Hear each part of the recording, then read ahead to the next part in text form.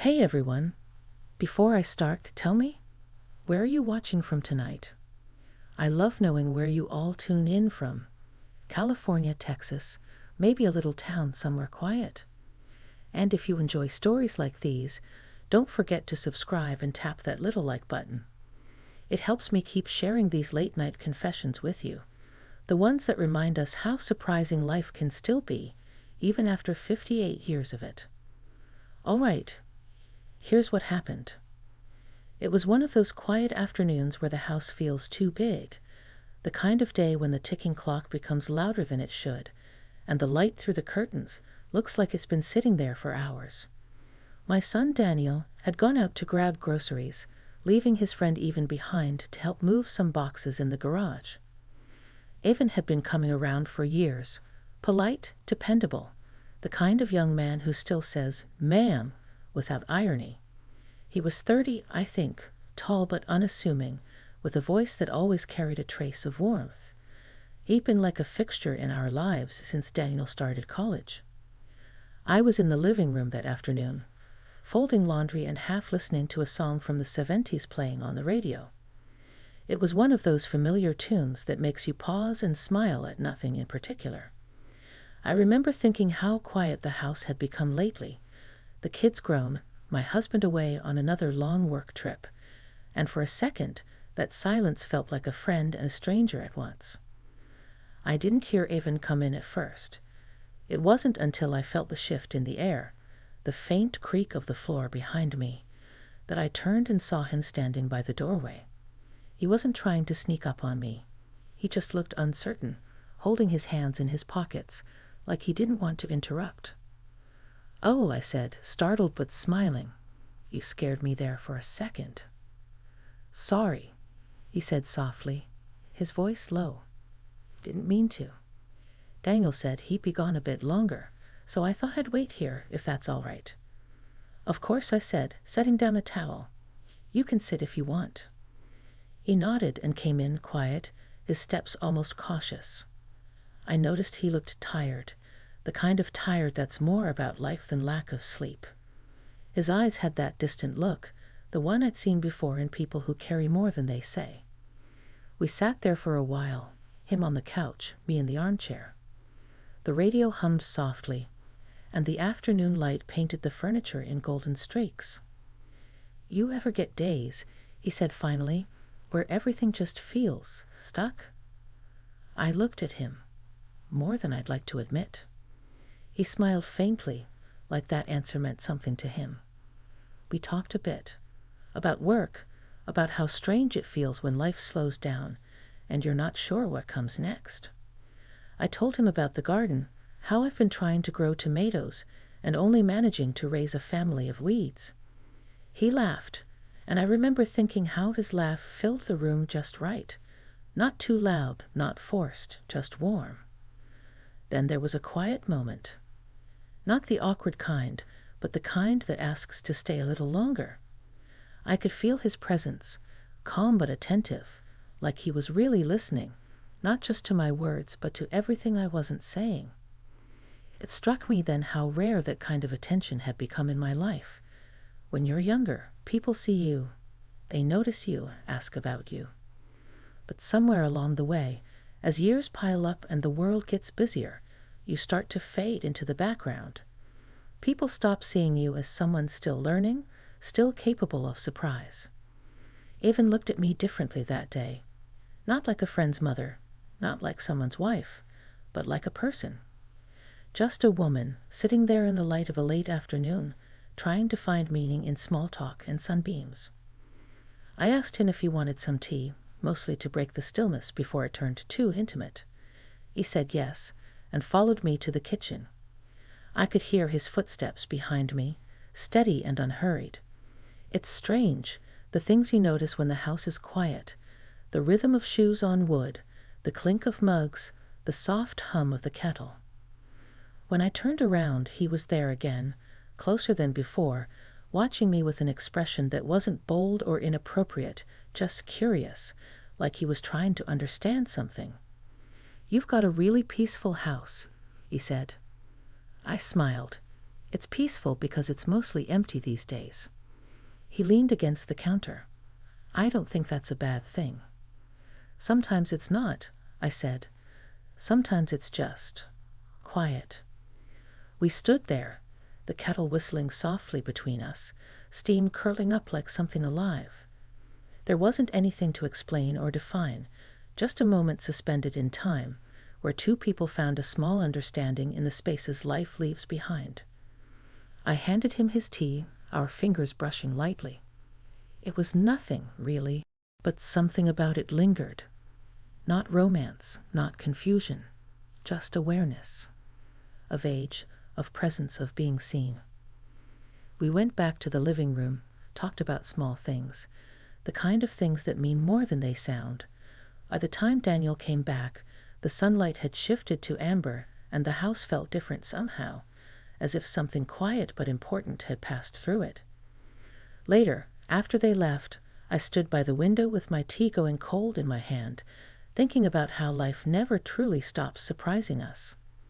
Sometimes it's not the big events that change us, it's the small, quiet ones. The moments that remind us we're still here, still feeling, still capable of connection. And maybe that's what I wanted to tell you tonight, that even in the most ordinary rooms, with the most unexpected people, life still has ways of waking us up again. So, where are you watching from? Because if you've ever felt like life slowed down and left you standing still, trust me, you're not alone. Sometimes all it takes is a quiet afternoon and an unexpected visitor to remind you that the story isn't over yet. That evening lingered with me longer than I expected. I kept replaying little fragments of it in my mind. The way the sunlight caught the side of Evan's face, the stillness of the air between words, the soft brush of fingers when I handed him that cup of tea. It wasn't the kind of thing you dwell on purposefully, but it found its way into the quiet moments afterward, the ones where the house seemed too silent and the mind too restless. The next morning started like any other. I woke up early, fed the cat, and stood by the kitchen window watching the fog melt away from the trees. The world outside looked washed clean, pale, and fresh. There's something about mornings like that. They make you think everything's waiting to be rediscovered. I went about my usual routine, watering the plants, wiping the counters, setting the kettle on. But I kept wondering if Evan would stop by again. He had mentioned he'd be helping Daniel fix something in the garage later in the week, but I didn't expect it to be the very next day. Around noon, I heard a knock, steady, polite. When I opened the door, there he was, holding a box of tools and smiling that calm, easy smile of his. "Hey, Mrs. Lawson," he said. "Daniel told me to start without him. He got caught up at work." "Come in," I said, trying to sound casual, though my voice wavered just a little. "You know where everything is." He stepped inside, the faint scent of sawdust and soap trailing with him. There was something steady about Evan, something grounded. Even when he didn't say much, he had this quiet presence that filled a room without trying to. I made coffee for both of us, and he thanked me, sitting on the edge of the couch like he wasn't sure if he was intruding. "You don't have to hover," I told him with a small smile. "You've been here enough times to know you're practically family." He laughed softly. "I just don't want to be in the way." "You're not," I said. "Believe me, this house could use a bit of company." We talked a little, about Daniel, about work, about how fast the years seemed to pass. It was easy, the kind of conversation that didn't need effort. I caught myself noticing the details again, the way his hands moved when he spoke, the way his eyes held mine when he listened. When the conversation drifted, the quiet settled comfortably between us. I asked if he needed help in the garage, and he said sure, so I followed him out. The air smelled faintly of oil and wood shavings, and sunlight streamed through the open door, painting the floor in long, warm stripes. He was fixing the hinges on a cabinet, focused, his hands sure and steady. I stood nearby, pretending to organize some old gardening supplies, though mostly I was just watching him work. There was something steadying in that, watching someone absorbed in a simple task, quiet and deliberate. After a while, he looked up. You ever miss doing things like this? What do you mean? I asked. Work with your hands. Build stuff. Fix things. I smiled a little. I used to. When Daniel was little, I made him a treehouse. Spent a whole summer on it. His eyebrows lifted, impressed. Seriously? That's amazing. Well, I laughed. It barely held together, but he loved it. He grinned, and that look, genuine, warm, caught me again. There was no intention behind it, just a spark of appreciation that felt human, real. After we finished in the garage, we ended up back in the living room, sitting with 2 cups of coffee and the afternoon light falling around us. The house was quiet, except for the slow ticking of the clock and the hum of traffic somewhere beyond the trees. Evan sighed softly, his voice breaking the stillness. You know, I think about my mom a lot when I'm here. That caught me off guard. Oh, she passed a few years ago, he said, his tone gentle. You remind me of her a little. Not in looks, more in how you listen. She used to listen like that. Like what I said mattered. I felt something shift inside me, a mix of empathy and something deeper, something harder to name. I'm sorry, I said quietly. That must have been hard. He nodded, looking down at his cup. Yeah, still is sometimes, but being here, I don't know. It feels familiar in a good way. I wanted to say something comforting, but the words didn't come. Instead, I reached out and lightly touched his hand, not out of impulse, but understanding. Just a simple gesture between 2 people who had both known what it felt like to lose something. He looked at me, eyes soft, not startled, not unsure, just present. We sat like that for a while, saying nothing, letting the afternoon settle around us. The warmth of the sun reached across the room, touching the floor, the couch, our hands. When he finally stood to leave, he smiled, that quiet, grateful smile again, and said, Thanks for the coffee, and for listening. After he left, I lingered by the window again, watching the driveway until his car disappeared down the street. There was a stillness in the air, but it didn't feel empty this time. It felt full, of memory, of something gently unfolding. I realized then that it wasn't about attraction or confusion or anything the world might mistake it for. It was about connection, the kind that sneaks up when you've forgotten how much you need it. And that's how it began, a quiet thread weaving through ordinary days, reminding me that life still has corners left unexplored, even when you think you've seen it all. A few days passed before I saw Even again. Life slipped back into its gentle rhythm. Mornings with coffee and the newspaper, afternoons in the garden, evenings where the house hummed with the sound of its own quiet. Still, I caught myself thinking about him sometimes, the way he had listened, the way conversation had flowed so easily between us. It wasn't longing exactly, more a kind of curiosity, a gentle awareness that someone out there had seen me with clear eyes. Then on Saturday morning, I heard the sound of Daniel's truck pulling up outside. I peeked through the curtain and saw him hop out with Evan beside him, both laughing about something. For a moment I hesitated, not sure if I was ready for that feeling again, that unexpected comfort. But I opened the door anyway, smiling as they walked up the drive. "Morning, Mom," Daniel called out, waving a small bag of groceries. "Thought we'd drop by and check on that leaky faucet you mentioned." I laughed. I didn't mean today, but I'll never say no to free labor. They both came in, filling the house with energy. Daniel headed to the kitchen to unpack the groceries, while Even followed with a small toolbox, his eyes flicking toward me briefly. There was something unspoken in that glance, recognition, maybe even warmth, but it passed quickly, folded into the rhythm of the day. They worked for a while, and I floated in and out, offering snacks, making coffee, keeping conversation light. But at one point, Daniel got a call and stepped outside to take it, leaving Evan crouched beneath the sink, tools scattered around him. I leaned on the counter, watching as he tightened a screw, his concentration absolute. "Hand me that wrench, would you?" he said without looking up. I passed it to him, our fingers brushing again. Brief, simple, but enough to stir that same quiet recognition that had lingered since the last time. He finished the repair and stood up, wiping his hands on a rag. "All done," he said. "You've got good pipes. They just needed a little tightening." I chuckled. "You're saving me a fortune in plumber's bills." He shrugged modestly, then smiled. "You could pay me in coffee again." I poured him a cup, and we sat at the table. The window was open, and the soft breeze carried the scent of cut grass and something faintly sweet from the garden. "You seem happier today," he said suddenly.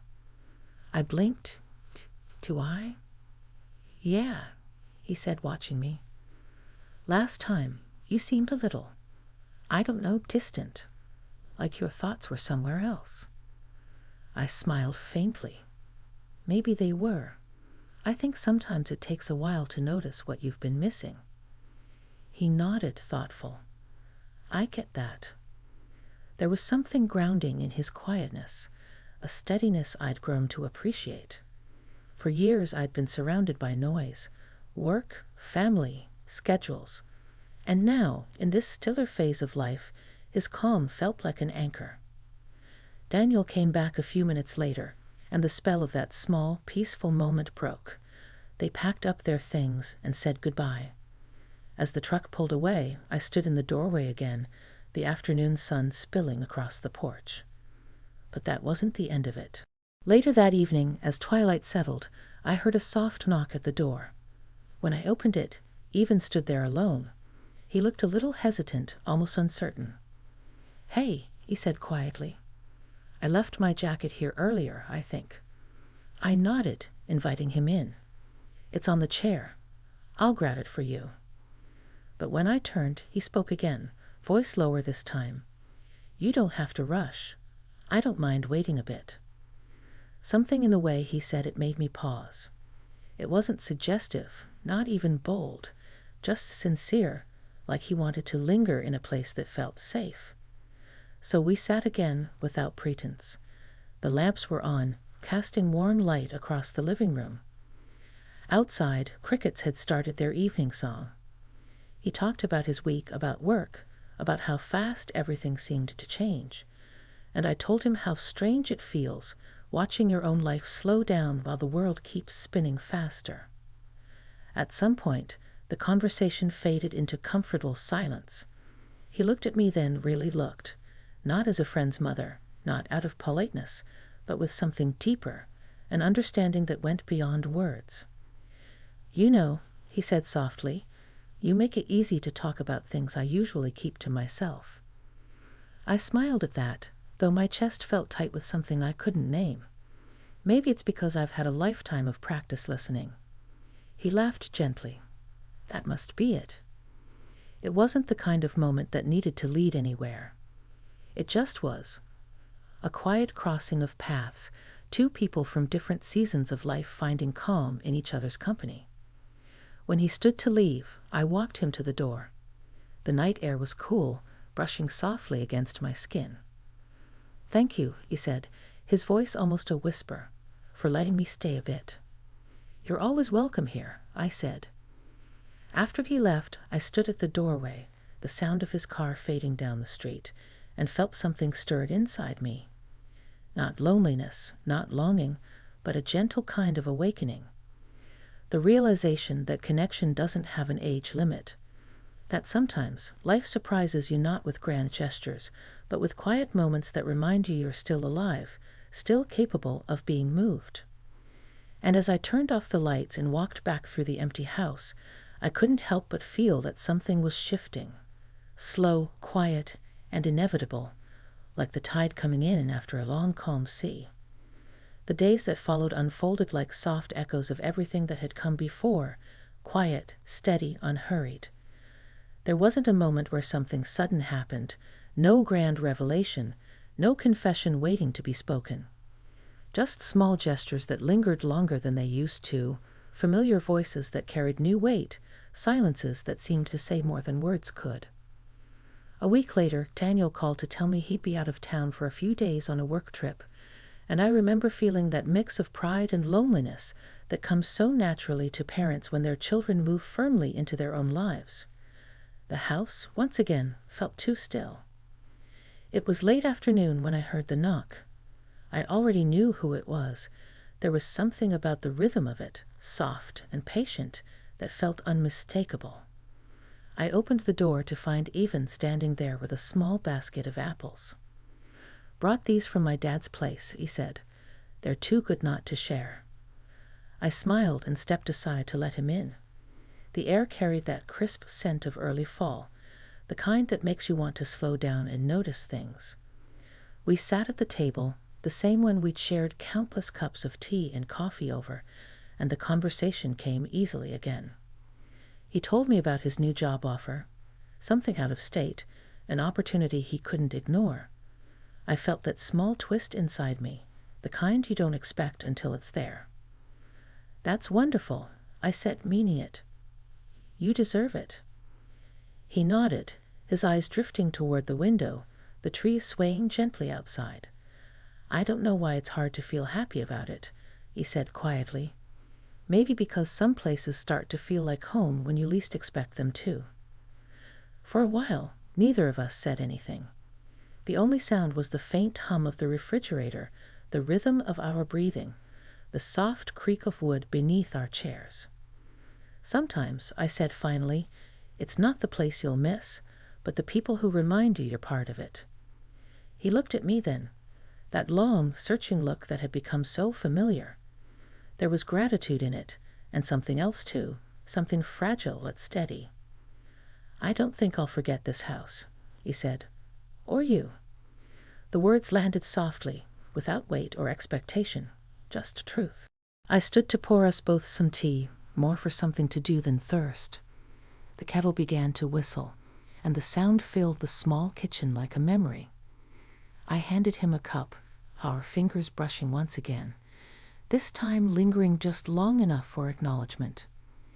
We sat for a long time, talking about small things, recipes, the garden, Daniel's endless optimism. But underneath it all, there was the quiet awareness that this was the last of these easy afternoons. As the sun began to set, the room turned golden, the light spilling over the table and across his face. It was one of those rare moments when everything feels perfectly still, when you know you're standing in the middle of something you'll carry with you long after it ends. He stood to leave eventually, his jacket folded over his arm. I walked him to the door, the same way I had so many times before. "I'll keep in touch," he said.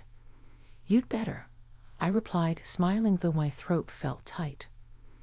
He hesitated for a moment, as if he wanted to say something else, then stepped closer. Not too close, just near enough that I could see the reflection of the fading light in his eyes. "Thank you," he said softly, "for seeing me." And before I could answer, he turned and walked down the path, his figure framed by the warm glow of the street lamp. I stood there until he was gone, listening to the quiet return to the house, the air settling back into stillness. That night, I sat in the living room with a blanket draped over my shoulders, the faint scent of tea still in the air. It struck me how many moments in life go unrecorded, small, quiet things that never make it into photo albums or conversations, but stay with us just the same. Evan had reminded me of something I hadn't realized I'd lost, that even in later years, the heart still knows how to wake up, how to notice, how to feel connected. It wasn't a story about romance or longing. It was a story about being seen again, about remembering that life doesn't end when youth does, that the soul still hungers for connection long after the world stops expecting it from you. I looked around the quiet house, the soft hum of night outside, and felt at peace. Not because something extraordinary had happened, but because something real had. And if there's one thing I've learned, one thing I'd want anyone listening to remember, it's that no matter how many years go by, we never truly stop growing. Sometimes it just takes a quiet knock on the door to remind us that there are still new chapters waiting to be lived.